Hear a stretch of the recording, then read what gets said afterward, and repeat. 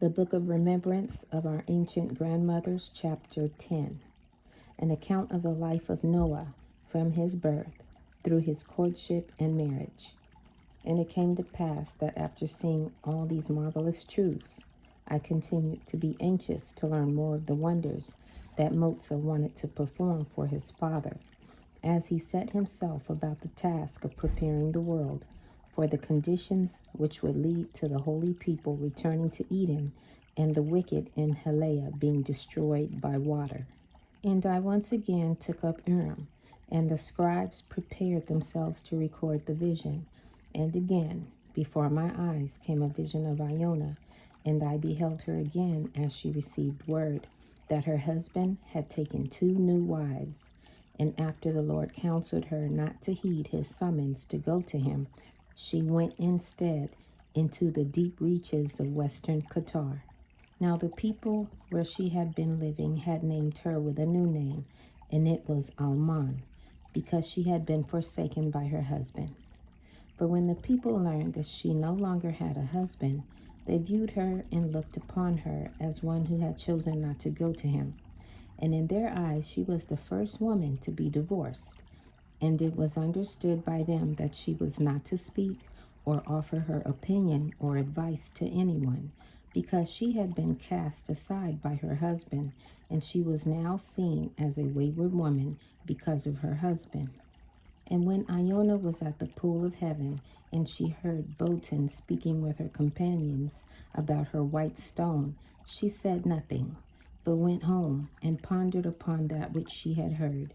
And later, when she opened her hand to show Botan the white stone she had been given, again she spoke very little, but quietly invited Botan to her dwelling place so she could converse with her. And this was because she could speak freely in her encampment, for Jubal had compassion on her, and he established their settlement a little ways off from the others. And their encampment was viewed with disdain, because in it she was treated as other women. And I could see that here was a holy woman, who was the keeper of the water tablet, who was the grandmother of Noah and the great-grandmother of Melchizedek, who was in this way looked upon narrowly by the unknowing. And as I considered these things, I began to understand that the Lord allowed these things to transpire for a wise purpose. For in her future it would be the way designed by the Lord, that she and her family find obscurity and isolation in order for Noah to perform his task in calling forth the flood, and thus be protected from all the designs of the forces of evil.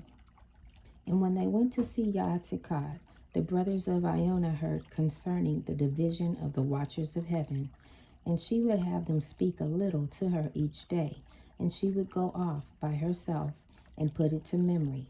And she consulted with listeners, and they taught her how to remember that which she would hear. And she memorized all the doings of Enoch in the naming of the watchers of heaven. And she inquired into all things that were taught at the pool of heaven. And she learned from anyone she could, and she would take people aside and ask them to have compassion on her and teach her. And the righteous did not call her Alman. And when she received the water tablet, she sent word to Enoch that she wanted to be taught concerning it. And a year passed when a traveler came and asked in the encampment, "Do you have one here called Iona?" And the people said, "Yes." And the traveler said, "I have word from Enoch." And when he came to Iona, he told her the message from Enoch, which said, "Anokeesed will provide at the pool of heaven." So Iona went to the pool of heaven, earnestly seeking, and she learned from Abarah, and amongst his teachings he taught the water tablet. And he said it was fitting that it should be taught at the pool of heaven. And as time went by, Iona taught the children of Botan all these things also. And she was known in her day as a great teacher, and because of her diligence to teach, Noah was very familiar with the watchers of heaven. And people would say, "How is it that people are taught by one called Alman?" And the Lord smiled upon her. Now in her dwelling place she could speak as other women, in whatever manner she chose, both to her family and to any who visited her encampment. And Iona loved her white stone, because it was the element of righteousness, given to her by an angel of heaven, assuring her that Anokeesed approved of her and was pleased, that she walked in the way that he had guided her. And the white stone declared in this way, that she stood innocent before the Lord, no matter how she was viewed by the people, and no one knew better than she that inside her white stone was a name, and it was Anokeesed. And she loved the one who said, I am loving kindness. And it can be seen that all things work for her good, and the Lord performed his wondrous work. And because of all these things, her kinsmen and people began to be more and more alone and separate from the people. And I saw that Iona and Botan had a close bond, because they held their white stones in common. And when Lamech, the son of Iona, and Botan, the daughter of Amazieddad, were married, the Lord appeared to Botan, and he gently told her that she was seen to be highly favored in heaven. And I beheld with that Botan was very close to creation, and she was one in her spirit with the Yaatsekawad. And she was confident and comfortable with solitude, and she was respected by her people, and thought upon as one who was like the ancients in her nature. And she could blend into the Yaatsekawad like unto her father Amazieddad, and her special places to seek the Lord and to meet with him were in the tight thickets, where she could not be seen. And Shemael was her guardian. And when the people did not know where she was or what she was doing, they did not worry, because Motsah was her companion wherever she went. And in all these things it can be seen that the one whose womb was holy, and the keeper of the water tablet, who had turned themselves aside from the traditions of the people to walk in holiness, were indeed being prepared in their lives to perform a special task for Motsah the Lamb. And they were also being separated, so they did not walk in the way of the people during the raising of evil before the time of the flood. And I knew that because Noah would be different than other men, he had to be raised up in very special ways. Now remember that in the midst of all this, they knew that they both are approved of by Anokeesed.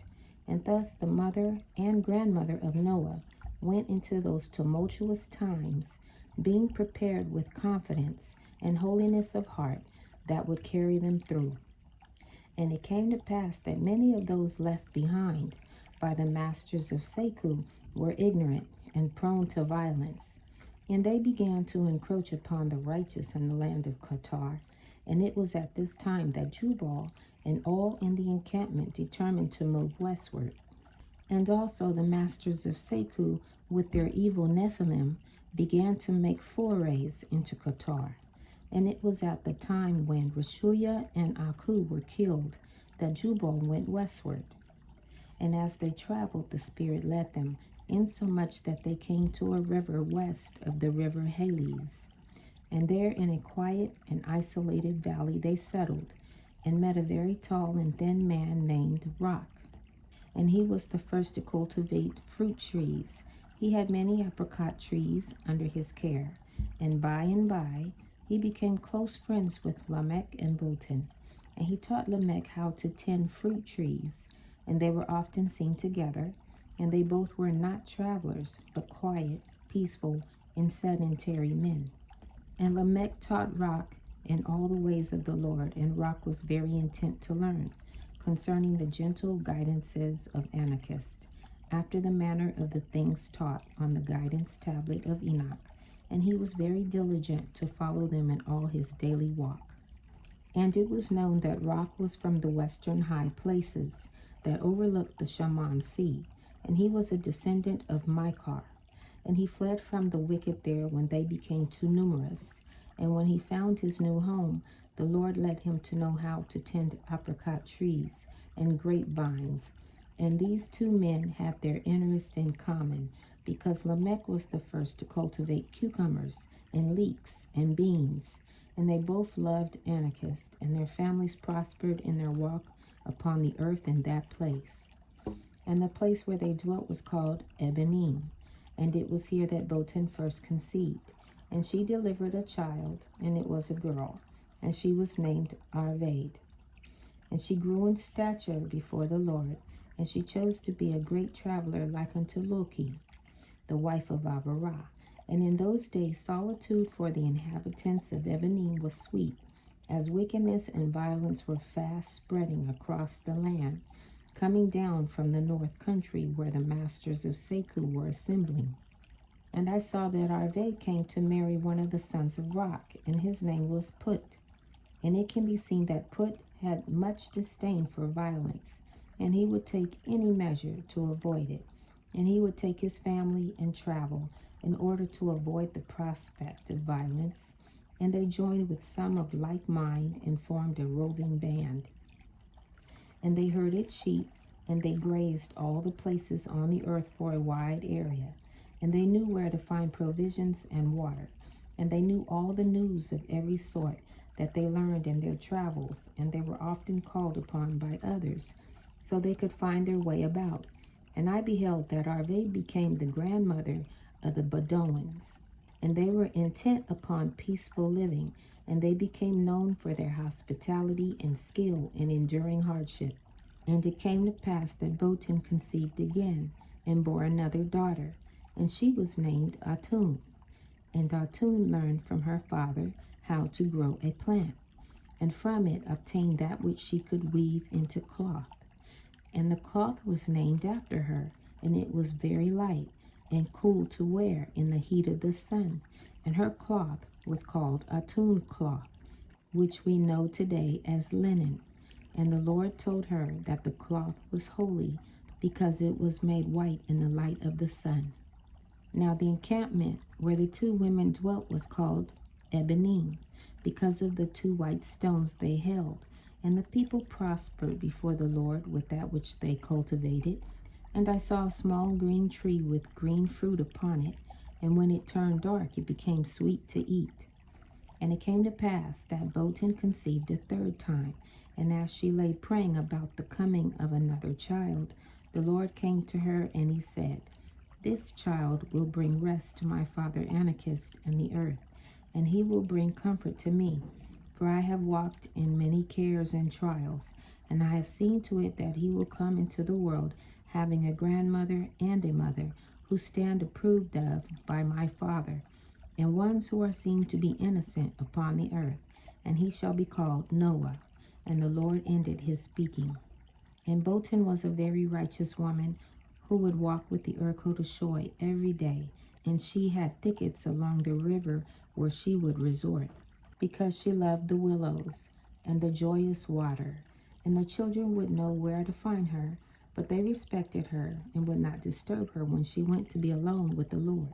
And on a bright sunny day in spring, when she was heavy with child, while the apricots were in bloom, she went to be in a thicket on the edge of the river. And there in the night she gave birth to the child, Noah. And when it was light, she beheld that the child was as white as snow, and his hair was also very white, and his eyes were brightly colored like a soft sunrise. And he was very little, and she was astonished beyond measure. And she washed him in the lustrial water of the river, and she bathed in it also. And she had to hide his eyes from the brightness of the sun. And the child was born happy, and he did not cry. And with his white hair and bright eyes, he was the first such child to be born upon the earth. And it came to pass that Botan prayed for her little child, and as she held him closely to her, the strong presence of the Spirit came and rested upon her. And it said to her that this little son would be a special treasure to Anokeesed, and that he must be raised up unto him in a special way, so that his being different than others would not cause him to be found an object of ridicule as he grew. And the messages of the white stones would carry on to apply to him, so that all his days he would feel that he was seen by Anokeesed to be innocent before him. And he must not be raised up as other children, but that he is one who has found favor in the sight of Anokeesed, because of the innocence and diligence of his mothers. And Botan thought to herself that the child was made white because he came from two mothers with white stones. And Botan remained in the thicket and would not come out to show herself. And when the people saw that she delayed her coming, and knowing she was about to deliver, they sent a maiden to seek her. And she called out to her, and Botan answered and bid her come. And when she found her, Botan had Noah hidden inside the mantle of her clothing in her bosom. And this was very common with a mother of a new baby, but she would not leave the thicket. And she said to the maiden, "Go and bid Iona to come to me." And Iona came with haste, not knowing of her welfare to be delivered. And Botan opened up her mantle and showed Noah to Iona. And she rehearsed all the words of the Lord to her. And when Iona had heard all these things, she burst out in song, praising the Lord. And she prophesied many things concerning the child. And there were those who had followed along with Iona who heard the singing. And both women remained in the thicket. And when they again would not come out, there was sent the maiden again to see. And Iona said, "Send for Lamech to be with us here, for a very holy thing has come to our world." And when Lamech stepped forward to come, and he entered into the thicket, they showed him the child. And Lamech was much taken aback, and he gasped. And Botan discerned his thoughts, and she rehearsed to him all the words of the Lord to her. And then he knew that the Lord was well pleased with the child, and he exclaimed in his delight that this, his first son, looked very much like him. And Lamech tenderly held his new son, and they all remained in the thicket until the dawn of a new day.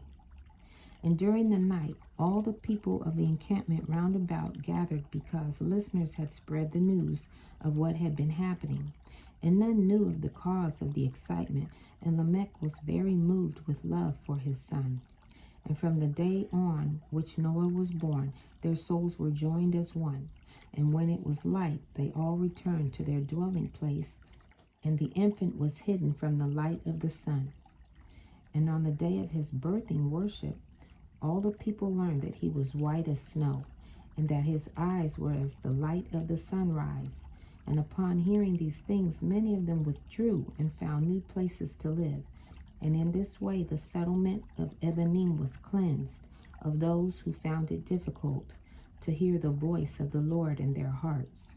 And Botan and Lamech determined with a firm mind that they would raise up the child unto the Lord, and they would not allow his being white to affect his walk in righteousness before the Lord or among the people, and they would protect him from ridicule and rejection and the superstitions of the people. And it was decided that they would teach him of the teachings and writing of Enoch and Aberah. Now about this same time the wife of Rock bore a little daughter, and he named her Imzara, after the fruit of trees, because she was to him beautiful like an apricot blossom, which was in full bloom on the day of her birth. And her cheeks were rosy like apricots when she was born. And as I looked with Urim, I could see that Noah was much younger than his sisters. And Arvade beheld him when she returned from her travels, and she said, "This truly is a child sent from heaven." And she gave her mother herbs to strengthen his eyes. And Atun saw to it that Noah was always clothed in linen, which was her special cloth.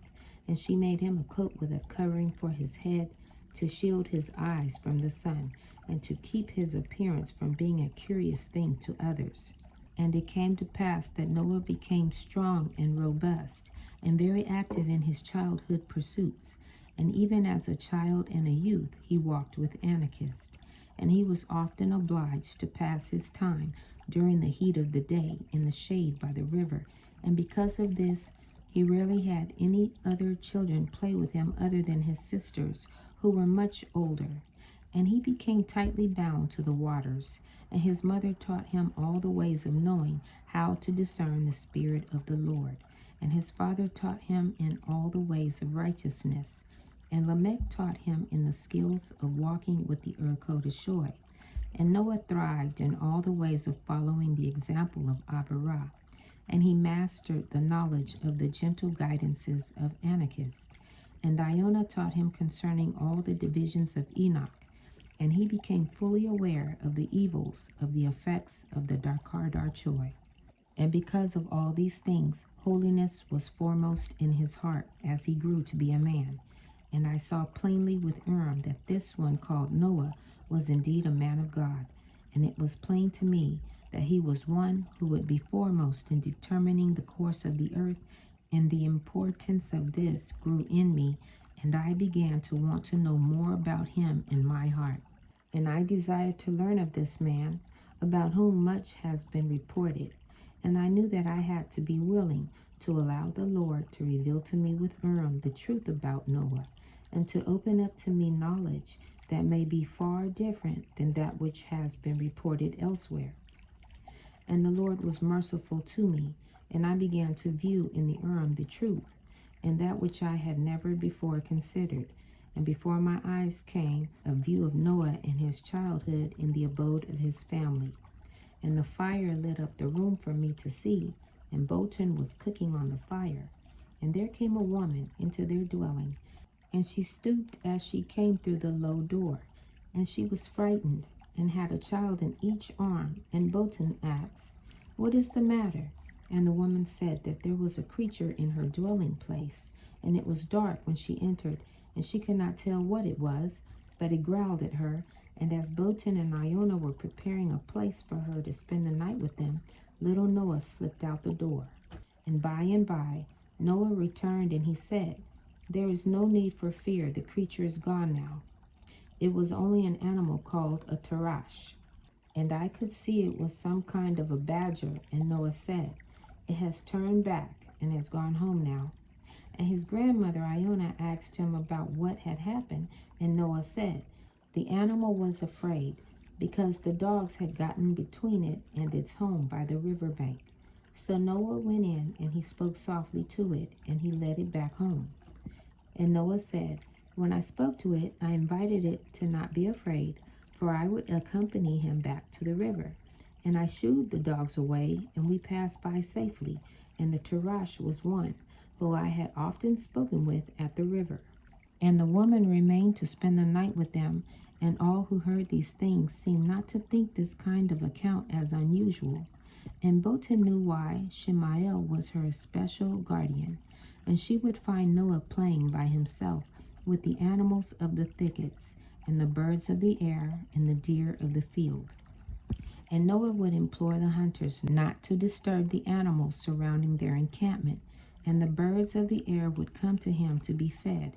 And he went on a journey south with his sister Arvade, and he saw goats for the first time high in the rocks there. And he was the first to tame goats, and because of him, goats were added to the flocks of the people. And Arvade loved her goats, and they were very slender and fleet on their feet, and she called them Echo, and I think they were what we call an ibex. And I saw that superstition began to have its way with some of the people in the surrounding encampments, for the people had heard talks that the secret society of Seku sinned against animals and birds and the fish of the sea, and they did not understand Noah and his righteousness. And I saw that in all the close encampments there were those who were afraid of the settlement of Ebenim, because they did not understand that which they heard about Noah, and many moved away from the quiet valley there. And the land continued to be at peace, and milk and honey were in abundance there. And Jubal, Rock, and Lamech were content to dwell there, and were very protective over the happiness of their people. And it could be seen that superstition always surrounded Noah, both because he did not have the appearance of others, and because of his walk with the Kodesh. And it became clear to me that the Lord had set his hand to see that these righteous people in this peaceful valley could perform tasks for him in his yearnings for the world of his father Anokeesed. And it was the holiness of the mothers of Noah that allowed him to be raised up with a normal view of life. And Iona was well suited to do so, because she inherited the power of forgiveness from her mother Adah. And it was her unrelenting compassion on the unknowing and the suspicious that empowered her to be successful before the Lord and the people. And it came to pass that I continued to view all these things with an expectant heart, and I began to see again. And I saw that Noah spent the heat of the day in the shade by the river, and he would move out upon the land in the morning or evening, when the light of the sun was mild. And one evening after a meal he sat by, and he spoke of the wonders of the Lord and the miracle of the Yaatsekawad. And as he looked about, he espied a light coming from the river, down by his place of prayer. And he wondered who could have kindled a fire there, because people usually left the place alone, knowing it was sacred to him. And as he looked, he saw that the light reflected up upon the trees without a flicker, and it was seen to be a glow. And Noah went forward to see what it could mean, and he went quietly and respectfully. And when he arrived, no one was there, but all the place was lit up with a clear and penetrating light. The light was even to be seen on the ground among the willows. And Noah said, Lord, are you here? And the Lord said, Here am I. And when Noah looked, he found that the Lord was there, sitting on a clump of grass. And Noah went over and sat beside him on the ground. And the Lord began to speak to him, and the richness of the love they had for one another could not be measured. And as I looked, it seemed to me that Noah was a youth at this time, and the eyes of Noah were opened, and in his soul he was born anew. And the Lord began to instruct him, and he said, I have an important task for you, my son. The wicked in the valleys of Yahawahshi, with their Nephilim, are bringing violence and a great evil into creation. And they are joining together the souls of men with the spirits of animals and birds and the fish of the sea. And in this way, the visions of created purpose given them by my Father are lost. And the time will come when it is my desire that you bring to fruition the prophecies of the mother of all the living regarding the waters of the earth. And the Lord continued, and he said, when in certain times holiness is required of you in large measure, it would be well for you to eat bread made with the seeds of the Shoshan flower and the seed. And I saw that the Shoshan flower was a kind of large water lily, and the seeds of the ogmore plant mixed in will offer you protection when you approach to bless Anokeesed. And I saw that the ogmore plant is a bulrush with a very heavy top filled with seeds. And the Lord impressed upon Noah that he must be always found to walk in harmony with the waters of the earth and of heaven, for they will be the means to bring comfort to Motsah and assist him in his task for his father. And it came to pass that Botan prayed for her son when he went to discover about the light at the river. And she went in alone into her dwelling, and the strong presence of Motsah was there to greet her. And she bowed down before him, and the Lord instructed her that now was the time for Iona to teach Noah all that was known and written upon the water tablet, and that it was time for Noah to begin to be the keeper of it.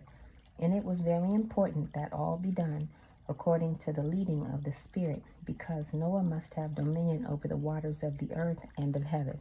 And the Lord instructed her that he must not eat red meat, but fish and waterfowl only, so that their spirits could be inseparably joined in their love for Anokeesed.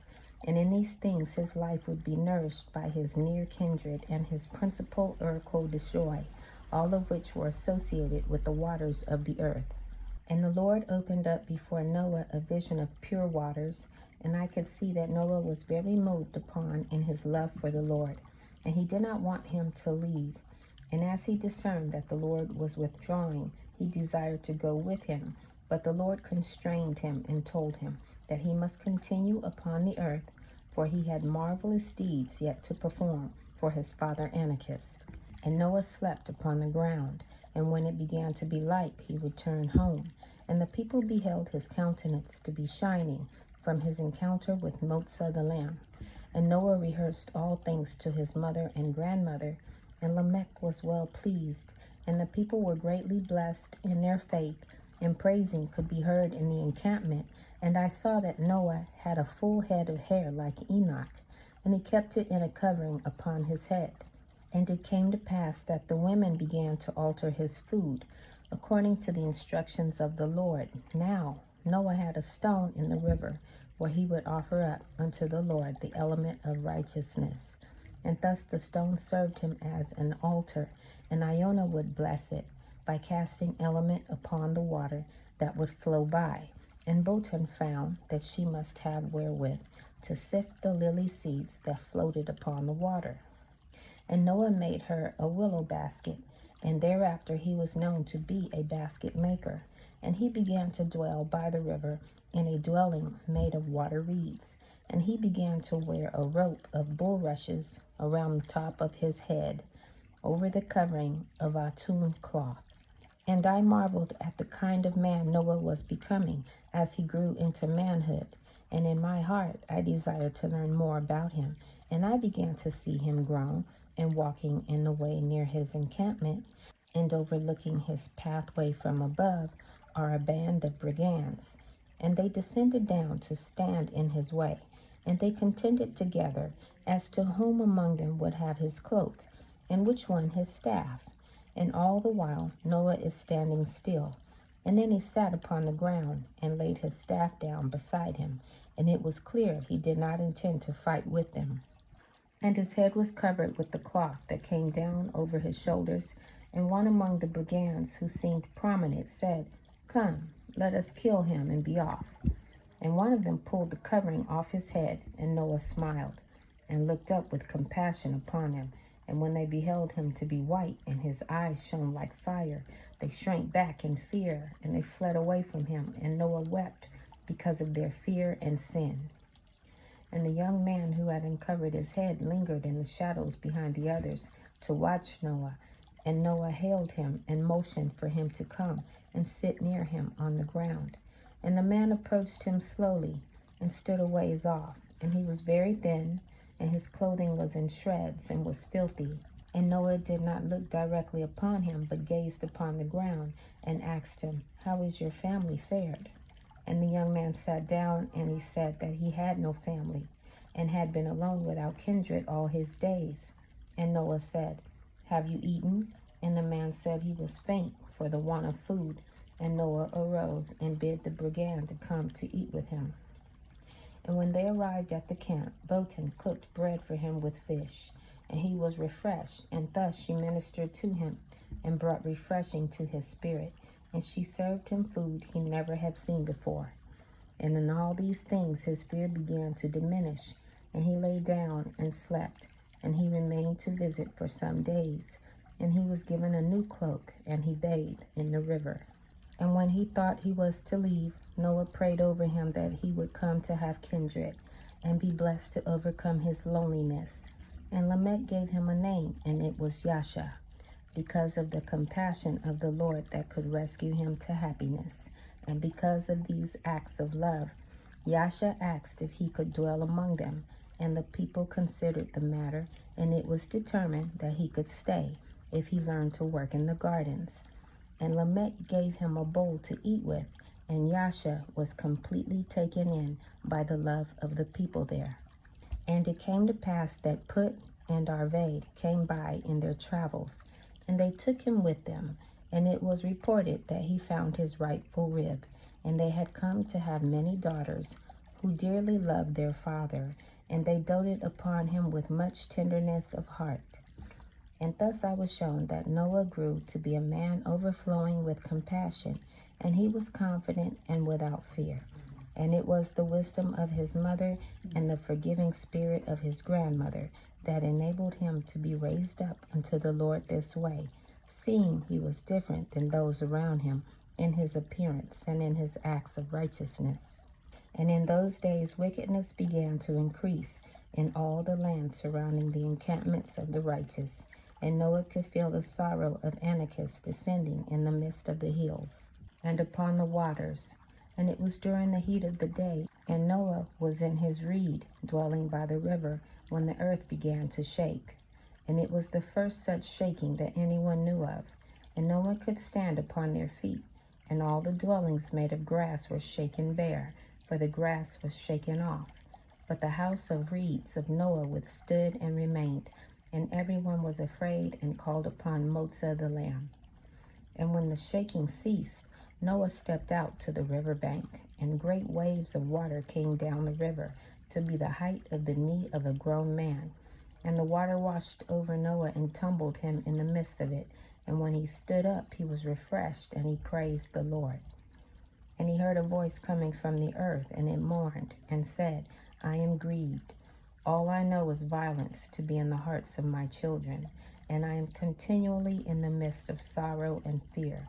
And I mourn for the purposes of Anokeesed, for his children upon the earth seem that they have come to naught. And Noah exclaimed to the earth, When will you rest? And Noah heard the earth reply, I will rest when wickedness is done away, and I am cleansed by the waters that purify me from the filth that has gone forth out of me. And Noah had compassion on the earth and on Anokeesed. And Noah bowed down, and he repented for the sins of the people, and the Spirit of the Lord rested upon Noah. And when Noah returned to his mother and father to see how they fared, he told them all that he had heard the earth say, and that which happened when the waters washed over him, and Diana was listening. And she said, The earth shook to reprove us, and to call us to walk in the ways of righteousness.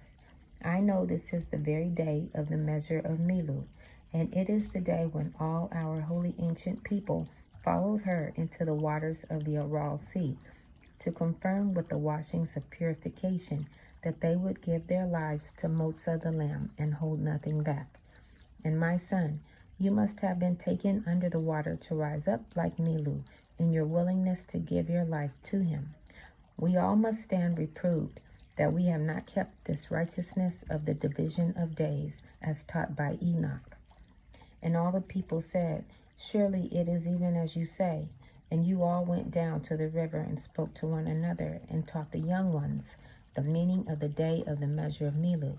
And they went down into the water and rose up unto forgiveness and purity, and thus all were baptized. And it came to pass that word was spread abroad, and Iona taught the division of days to all who came to their encampment. And many lives were renewed and set in order by her teaching, and I could perceive that the Lord was preparing the righteous with his reproval for the great things that were to come upon the earth with the impending flood. And after those days, many of the encampments of the righteous kept the division of days with their feasts and blessings from Anokeesed which they represent. And Lamech began to zealously exercise his holy order of service after the manner of Avarah, and he taught repentance. And he was gentle and tender-hearted, and he rejoiced when he heard that Yashiyah now had a family. For word had come soon after his departure with Put, that a band of brigands had been searching for him, to take vengeance on him for his having departed away from them. But when the brigands beheld him and his family to be in rich happiness, many of them abandoned their masters and began to travel with the people of Arvad. And I saw that Lamech was very learned in all the ways of righteousness, and he was known in the land to be the foremost man in the land, according to the ways of holiness, in the days before Enoch departed with his people to return to Eden. And Lamech was highly favored in the eyes of the Urkodeshoy, and they would respond to his bidding with delight. And many of the righteous saw him to be the one to seek out when desiring to do the things of the Lord, and the teaching of Iona bore fruit in him. But the greatest offering was yet to come in the life of Noah, and I beheld that Noah, in his calling to serve Anokeesed, would be greatly assisted by his rightful companion. And I began to have unfolded before me concerning his courtship and marriage. And Noah was born at the same time as Imzara. And they had ceremonies of passage just days apart. And they played together as children. And Baraka had given the song of the dance of Chavah to Iona. And she had given it to Botan, who passed it to Imzara on the day of her coming of age. And I saw Imzara as a little girl, dancing between the apricot trees in the orchard of her father, while Noah looked on, and she would pick an apricot up on one side and hand it down to her playmates on the other side. And the children were like a fragrance of sweetness before Anokeesed, and as they grew, Noah and Imzara loved each other very deeply. And they began to inquire together if they were a man and his rib. And Lamech said, Noah has been seen to be associated with calling forth the waters of the earth to cleanse it, and the name Emzara means, Behold, the man of turbulent waters, who will harvest and cast out the dross. And because of his declaration, it was determined that the two of them were to be married. And Noah and Emzara went rejoicing together to see grandmother Iona. And she told them to select their esposal gifts wisely. And Noah gave her a bowl of fresh red grape juice and a loaf of bread, to ask her to always influence him to be patient and to be happy with the life that is in all things. And she gave him a brightly colored leaf that fell from a tree with sweet sap and a honeycomb, to ask him to always be strong in the face of that which is to come, and to keep the sweetness of childhood into his old age. And I beheld that Emzara wore a mantle upon her head like Noah, but without the rope of bulrushes. And this she did because in her heart she felt joined with him in all things. And she was the first woman to cover her head in this way. And it began to be a sign of modesty and grace in the eyes of others. And she was a lady of the service clan. And Emzara was tall and thin, and she was very graceful in the dance. And she would dance beside the riverbank near the altar of Noah in the water. And Noah was much moved in his love for her in his heart, to watch her dance before the Lord in perfect purity and innocence of heart. And they lived a life of rich happiness. And it was a blessing that the wicked were superstitious and stayed away from the encampments there, for the righteous were in this way protected. And the young men of Ebenim would sally forth when they heard of children who were abandoned by their people, and they would bring them home to care for them.